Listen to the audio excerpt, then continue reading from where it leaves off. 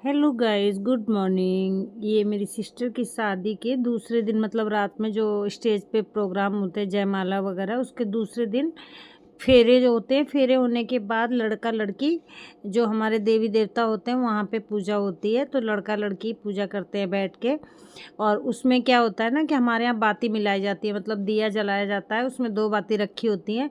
फिर एक सिलाई टाइप की होती है गोल्ड की, और उससे बाती मिलाई जाती है। तो ये हमारे यहाँ एक तरह की रस्म है। और फिर वो जो सिलाई होती है वो फिर दे दी जाती है इन लोगों को। तो ये रस्म बहुत ज़रूरी होती है और ये हमारे यहाँ होती ही होती है।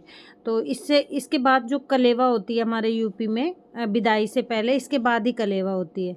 तो ये देखो पूजा पाठ हो रहा है, ये पूजा पाठ करवाना पड़ता है। और इसमें देखो ये बतासे की भी एक रस्म होती है जो कि हाथ पे रखे जाते हैं बतासे।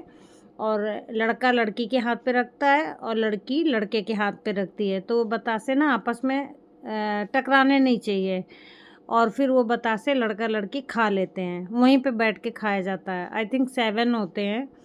और वहाँ पे ज़्यादा हो लोग होते नहीं हैं, हम औरतें ही होते हैं, 2 4 5 लोग।